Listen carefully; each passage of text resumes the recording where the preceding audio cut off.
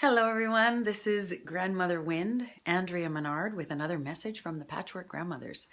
Now the Patchwork Grandmothers are insistent on helping me understand that we are to embrace our feminine nature. And so what is this feminine nature that we are to embrace? And it does not mean our female nature. For females are females and males are males, unless you're transgender. But what are these feminine traits that we all have? Because there are certain qualities that are very different from masculine qualities. And the Patchwork Grandmothers are reminding us that we live in a very masculine-oriented society.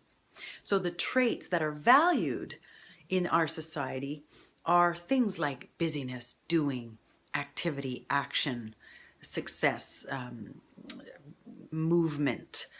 And those are great and absolutely needed on this planet. They are powerful, fiery forces of the next creative action, impulse.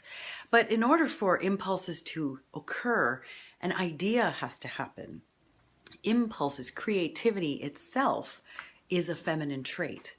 So feminine qualities, for instance, are feelings, intuition, creativity, and those are more associated with the unknown and being receptive, which is very difficult for those of us in a masculine society.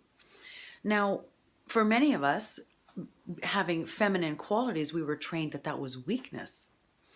And I think that does us a disservice, because the Patchwork Grandmothers are all about reminding us and teaching us that we are whole.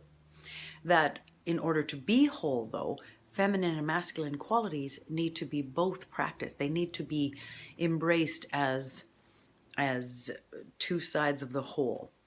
And we are both. There is no getting around it. We are both. Now, we may be more extreme in our preference or our way of being, but for balance to occur, both need to be in activity. And if we were creative all the time and receptive all the time with no action, that's also imbalanced. But right now, we tend to be in a society where doing, busy, action, action are the norm. And it's starting to get out of hand. It's getting out of hand. And the way we look at Mother Earth and the way we're treating Mother Earth, we can tell that there is imbalance. We've been harming our food sources. We've been harming our water sources by all of the doing in order to get. And there comes a time when that has to stop, because there is imbalance and there is harm occurring on our mother. And when our mother is harmed, we are harmed in the long run. And so what are these feminine traits? And how can we embrace them? Well, for one thing, stopping for a moment and being in the stillness and the silence is a feminine movement. It is being okay in the unknown, being okay with the darkness, with that place where birth happens, the womb of life. We all started there, or we wouldn't be here on this planet. We all started in the womb of life. But there's also a symbolic, bigger womb of life that is always ours to embrace. And that womb of life, there is infinite potential. There's infinite wisdom and creativity in that womb of life. And all of us have access to it. And that is where our ideas live, our creative expression lies. That's where our intuition lives. And all of these things, the intuition and the still small voice and our inner knowing, all of those things can seem scary, or because they're not tangible, they can seem even non-existent. But in our society, we can acknowledge that we have gut feelings. That's a very masculine quality, gut feeling, right? It's a gut, or not a masculine quality, but a masculine term, gut feeling. Whereas intuition is the same thing, it's just put in a different category. So the Patchwork Grandmothers, who I communicate with through my intuition. So if I didn't get quiet, or I didn't listen to those impulses that are from my quiet self, from my inner knowing, I wouldn't be having these messages for you right now. I wouldn't be giving them because I wouldn't hear them myself. So by following, the Patchwork Grandmothers want us to follow our intuition, because that's where our wisdom can speak to us. That's where our grandmothers can talk to us. That's where our inner knowing and all of those things that we have deep questions for can actually come forth and tell us and talk to us.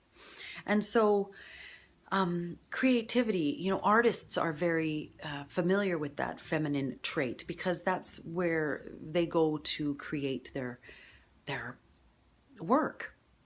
But this is a message for all of humanity to remember that to be whole, we must honor both. So it's good to be active and to do and to follow our heart's desire, but it's also important to find out what our heart desire is. And that's in the feeling center. That's getting quiet enough to know, to listen. So here today, my friends, is to honor that beautiful wisdom in you that lies in the quiet space, that lies in the deep womb of life. I honor that in you. And I hope you will honor it in yourself and in your children and in your brother, because all beings, masculine and feminine, have this quality. And it's needed on the planet. We need to shift our priorities to not just masculine traits, because those are beautiful, but we need to add to the mix and honor these feminine traits as well, because balance is bound to come when individuals on this planet become balanced, one person at a time. A whole society cannot change until individuals, one at a time, become the change. I honor you and I thank you, and I'll meet you in the quiet space, and I'll see you. I love you. Bye-bye.